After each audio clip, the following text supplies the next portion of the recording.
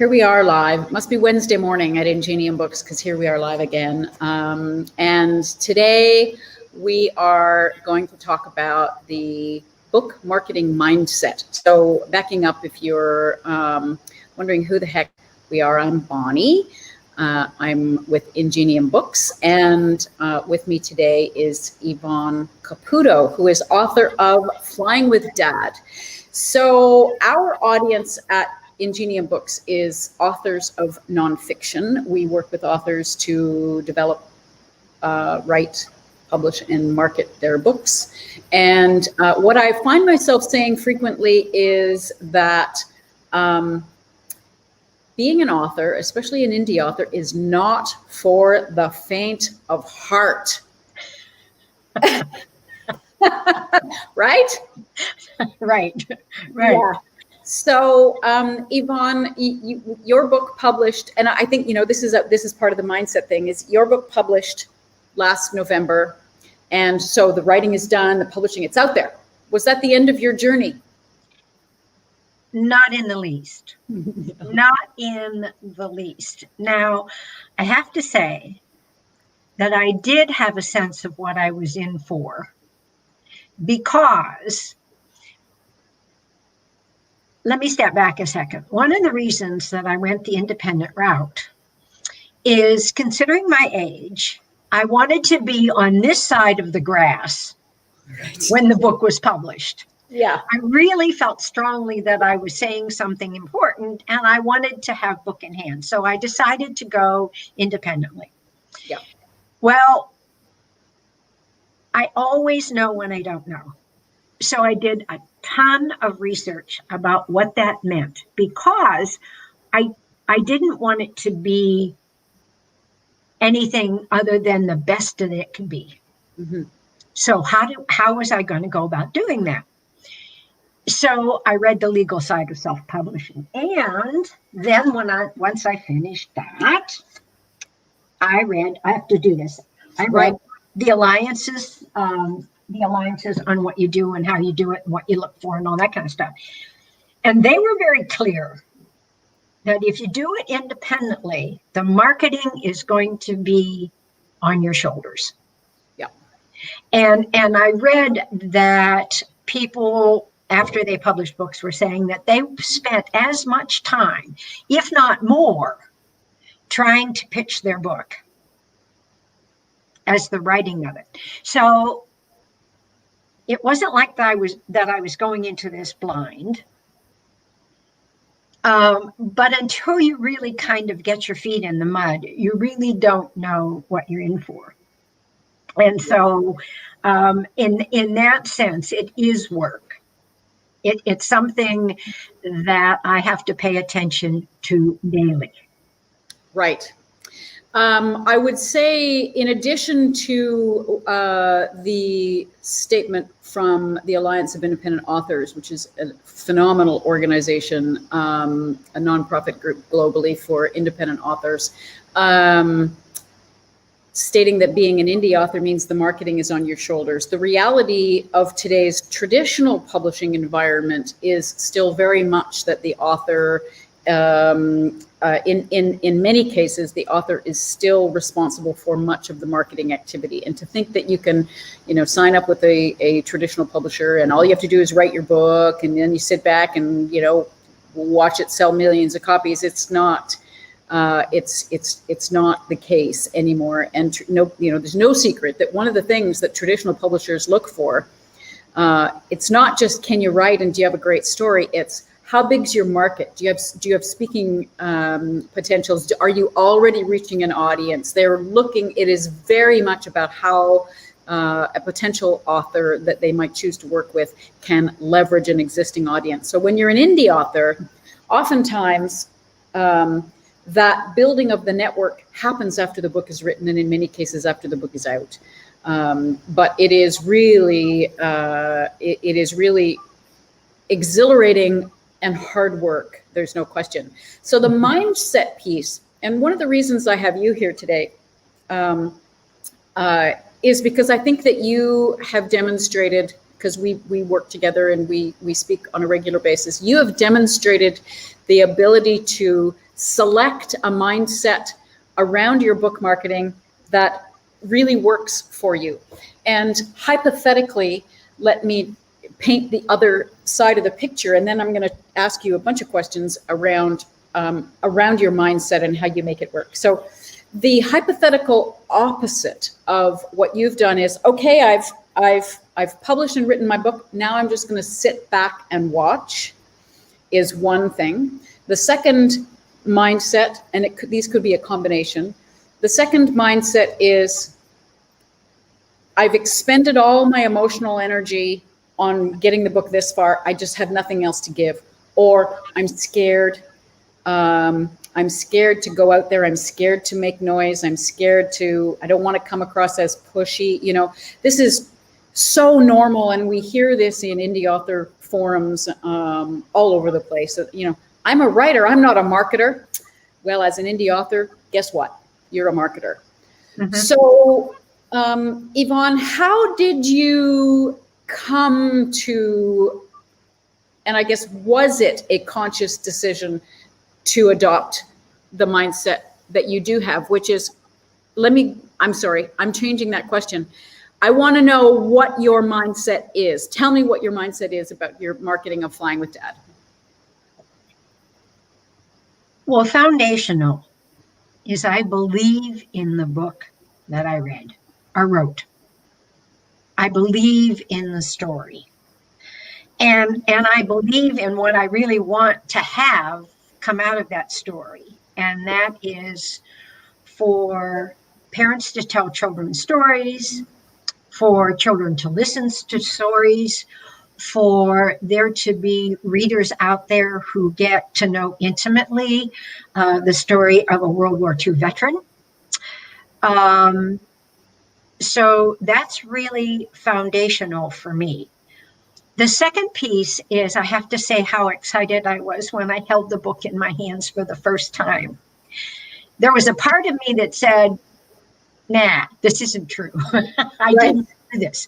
But then the more I sat with it, the more and reading through it, it just felt, this is something that I have to do. Yeah. I have to do this. So it's been sometimes a rocky road. I will admit to times of being frustrated. I will admit to times of being, what have I gotten myself in for? I will admit to times of being depressed and not wanting to put another foot forward. But I have found what gets me out of that is when I click send. On what? When I click send, when I've just pushed through it, found either a podcast to get in touch with, or other authors to get in touch with, or reviews that I might like to have, you know, doing the research around who they are and what my spin might be, that when I hit send, then this feeling of accomplishment comes over me.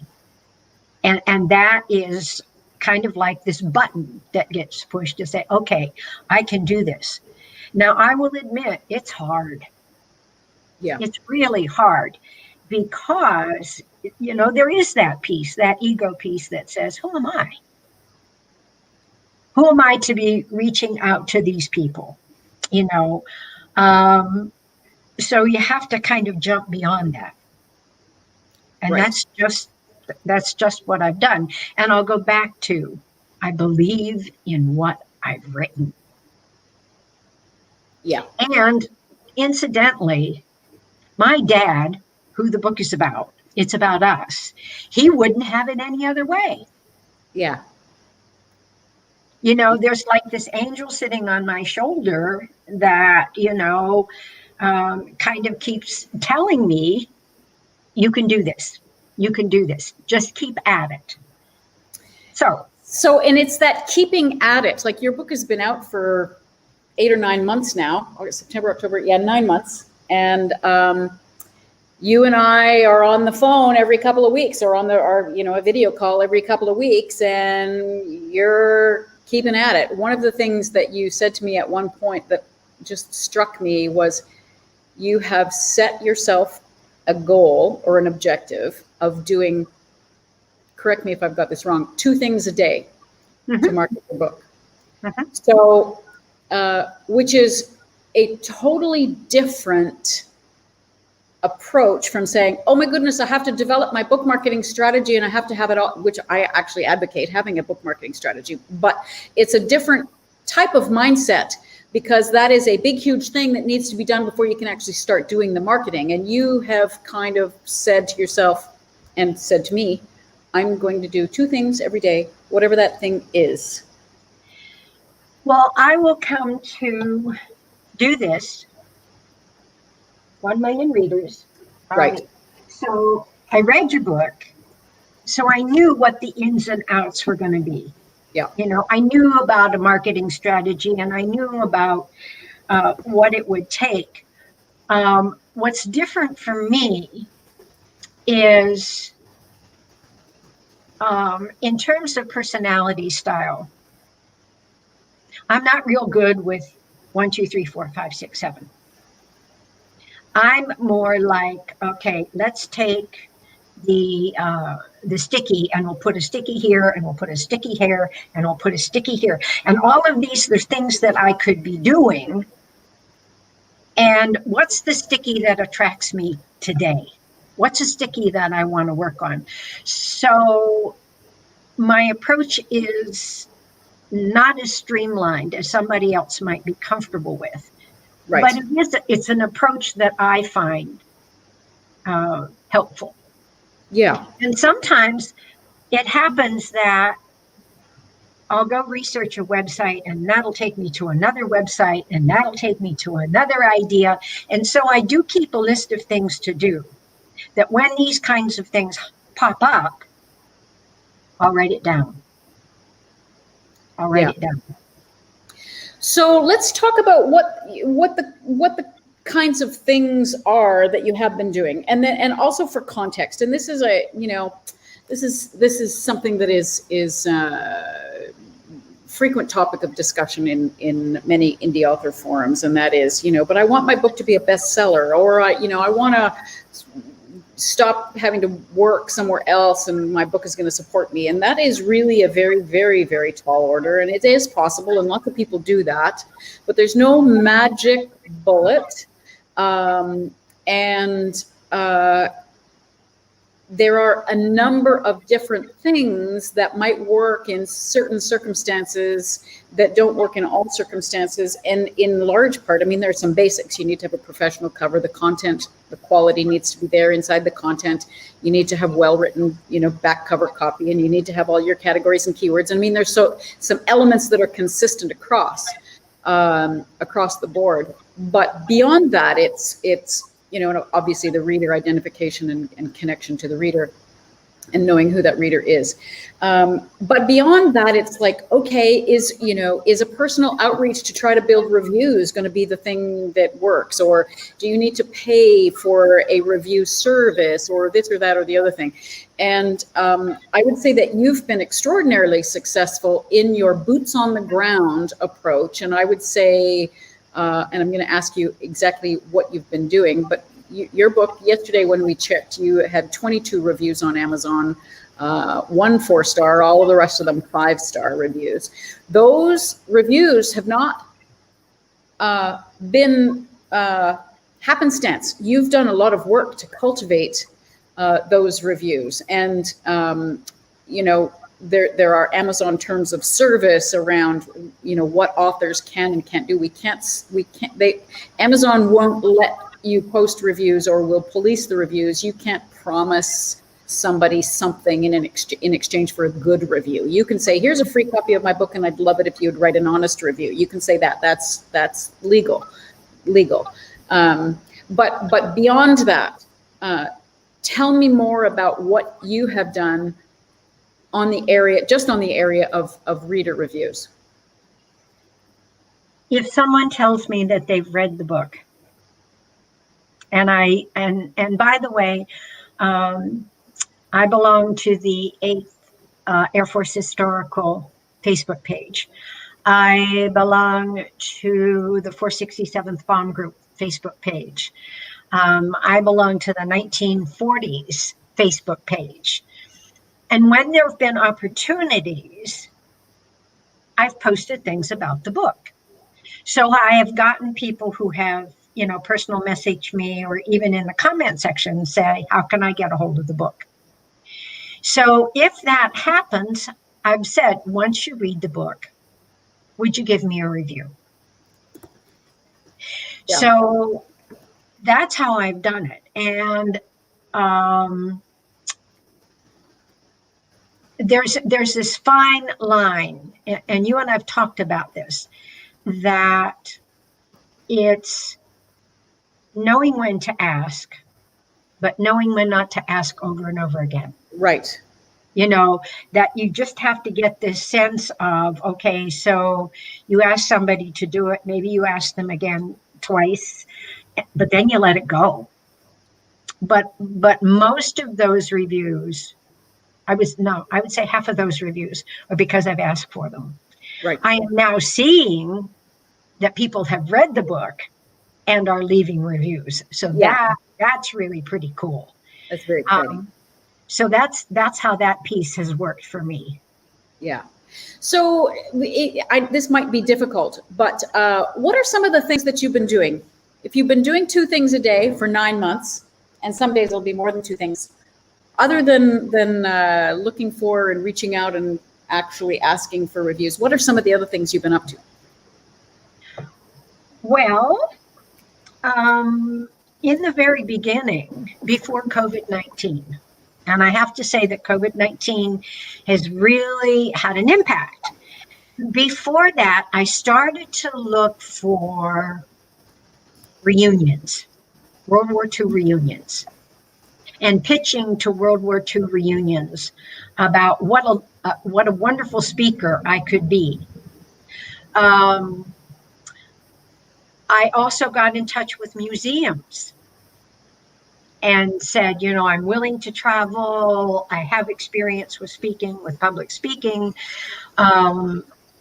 This is particularly with World War II vets and those kinds of things. This is a great history of an ordinary GI. Right. An ordinary GI, his whole story. So that was the way I started.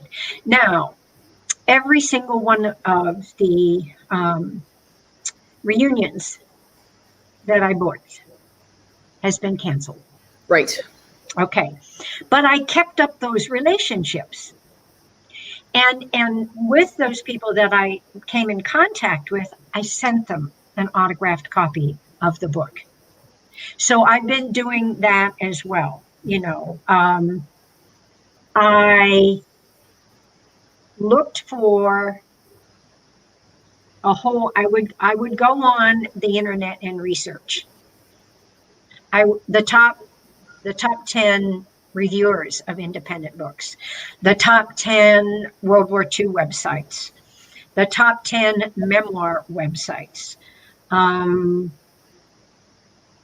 I even have a whole list of museums all across the country. So that's the way I began. What I discovered probably like 3 weeks ago is that was taking a whole lot of time. Yeah. So I found a 16-year-old high school kid who is internet savvy, and he is building spreadsheets for me.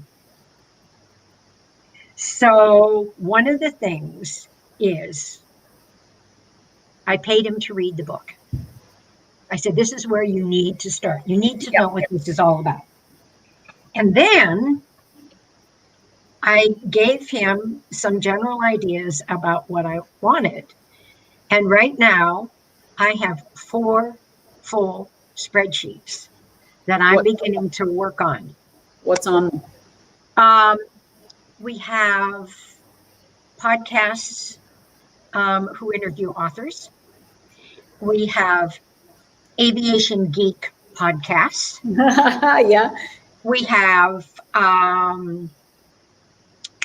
World War II podcasts. And as a matter of fact, he calls himself Snurlock Holmes. That's his name on his email address. So he got in touch with me today and said, I still have some more time, before I go back to school. So I bounced off some other ones. So I asked him to look into relationships. Oh, he built me a spreadsheet on religion and spirituality. And he has these little notes on his spreadsheet because he goes in and listens to the podcast. So he goes in and researches the website. So he gives me clues about what these folks are looking for, which means that I can go to my spreadsheet, I can click on that website, and I can start listening to what the podcasts are about or what the reviews are all about, so that then I know when I sit down to craft an email, The pitch, yeah. the pitch, that I need to be pitching to what they're all about. So that's another avenue I've gone down. Yeah. You've also done a number of your physical events that you mentioned that you had booked. There were conferences and memorial events and that sort of thing that you had been booked, and those physical ones have been canceled. But you've been doing a fair bit of online stuff, like this, but tell me about some of those things that you've been doing where you're speaking via online platforms. Some of those are pretty cool.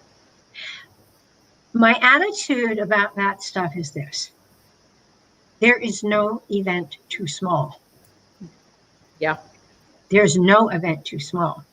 So when my best friend calls me and says that the Unitarian Universalist Church that she belongs to is doing their summer series, and June was all about relationships, and Father's Day fell on the 21st of June, would I do the service? Absolutely. Several people read the book, by the way, from that service. Then I could then say, would you leave a review? And they've done so. Right. So that was one. My best friend also told me about the Jefferson Society in Erie, Pennsylvania. And this is a think tank. They bring in really major speakers like Steve Scully from C-SPAN, Sean Spicer. Big name people. So I sent an email. Yeah. Ben Spagan, who is the person who lines up all these speakers, and we did emails, then we got on the phone. He was delighted that I lived in Erie at one point, and we scheduled to do an interview through the Jefferson Society. Coming up in September, I'm going to be doing a virtual for the book at Living Branches, which is a retirement facility.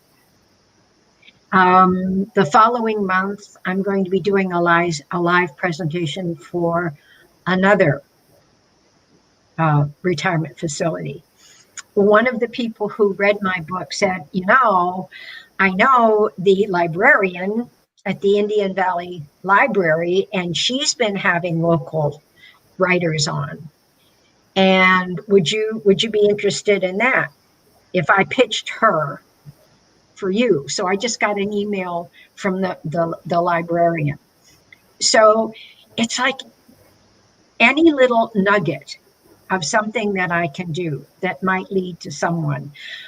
Last night I finished the recording of the audiobook, and the PBR Productions, which is helping me to do it here in Pennsylvania, their CEO used to work for Channel 6 in Philadelphia. And so we're standing out there outside after I'm finished recording, and I'm talking about the book. Yeah. Here's another little thing. I walk my dog. And because of COVID-19, I have gotten to know some of my neighbors. If there's a little inkling that they might be interested, I pitch the book. Yeah, you talk about it everywhere. That's one of the keys. Yeah. Yeah. So I try to be delicate about this. You know, I try to look for little, but it is on my mind, you know. And my attitude is this. It's going to happen. I truly believe that it's going to happen. But it isn't going to happen if I don't make it happen. Right. We have a question in from C.A. Gibbs, and Ms. Gibbs is the woman that left one of the recent reviews on Flying with Dad. But her question, she was having trouble with the comments, but it's back a little bit way. She wanted to know what information is on your spreadsheet, and I think we may have answered that. But the second part of that is, why is a spreadsheet working better for you than just a basic list on Word? Because it categorizes. All right. And I had to go back and forth a little with my researcher, you know, on how I wanted this. But basically it will list, depending on what I'm looking at, whether it's a podcast or a review, but the name, the website, what the website is all about, or what the podcast is all about. And he's been so good at giving me these little clues. Yeah. Then he includes a specific email address. Yeah. And then what's helpful for me is on the spreadsheet, you can tell I'm Italian, I talk with my hands. Mm-hmm. What's on the spreadsheet for me is I will make little notes like, okay, I send an email to this person on such and such a date, or I heard back from this person on such and such a date. So that's really good for my psyche too, because I can go to a spreadsheet and I can look at my accomplishments. Yeah. I also keep a list of things to do. And do you use Excel for that or something else? Excel. Yeah. So I would add to that to answer the question from Ms. Gibbs, which is that it actually, it's not the tool necessarily that makes a difference. If a Word document and a list on Word works for you, that's really what's most important. A spreadsheet, and I've done lists both ways on Word and on Excel. And Word, you're a little bit constrained by the page size. And so when you get more information across, you end up going longer. And so with Excel, it's, it's just easier when you have a lot of information, all of it in the same categories. It can often be easier to view and work with. But really it's, the fact of having lists of information and things that help you keep track of where to look and what to do is really what's the most important thing. If you use a pen and paper, I mean, whatever works really. We're running down our, self-imposed time of 30 minutes for these, but I have a couple other things I wanted to ask you about. We talked about this yesterday. You have and this speaks to the mindset thing. You have a mug, and I really, really wanted to have a look at that mug because I thought it was just so apropos. Now, credit where credit is due. Yeah. It came from my husband, who has been an incredible support. And by the way, marketing has been his lifelong career. So when I get a little down in the dumps, there's this little shot in the arm that he gives me that it's a step at a time, a step at a time, a step at a time. Right. So the other day he presented me with the mug, and at the top of the mug it says, "They whispered to her, 'You cannot withstand the storm.' On the bottom of the mug it says, 'I am the storm,' she whispered back." I think that's so awesome. No. I am the storm. I think that's great. And the second thing, or no, not the second thing, because there have been lots of things, but the other, so we've talked about mindset. It's the mindset of do a little bit at a time on a regular basis. It's not bite off more than you can chew, or it is bite off more than you can chew and figure out how to chew and swallow, whatever the analogy is, to understand that disappointment is going to arise, that frustration is going to arise, and, you know, riding the wave of those feelings and not letting that derail you. It is the balls, for lack of a better word, to ask people for what you want. Case in point, asking them, once they've read the book, to leave you a review, asking media to interview you and review, all of those kinds of things. And really the mindset that I think the big takeaway is perseverance. And when you've spent so much time and energy developing, writing, and publishing the book, not to let that go and languish, and that it really is up to you as indie author to keep your book project moving forward. So the last thing before we sign off for the day, Yvonne, is what's coming next? Is there another book coming? There is. There is. You heard it here first. Yes. One of the chapters in Flying with Dad is about the 5 wishes. And this is an advanced directives living will document that goes beyond just medical care. I sat down on the hospital bed with Dad and we went over it together.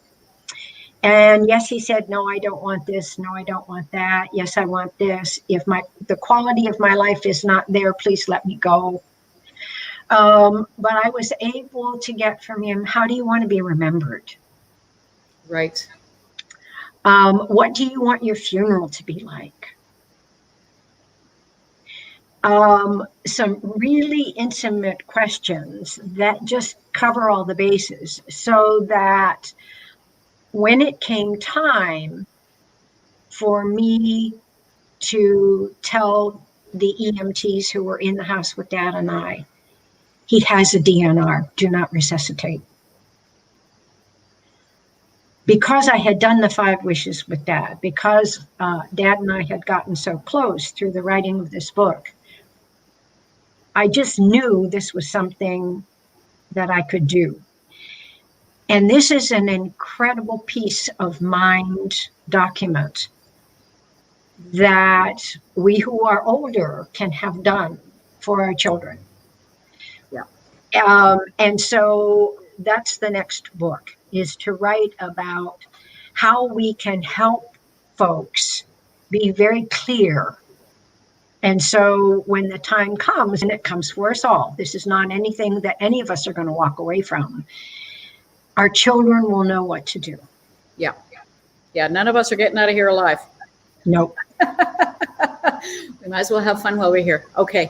Yvonne, thank you very much for your insight and for the mindset that is a model, I believe, for all other indie authors, regardless of the genre. And whether you're watching live or you are viewing on one of the replays, thanks very much for joining us. You can still ask questions, even if you're watching on the replay. I'll get notified. And if you have any questions, I'd be happy to answer it. And so, Yvonne, thank you. Sure. Thank you. Bye. Perseverance. Yes, exactly. Bye.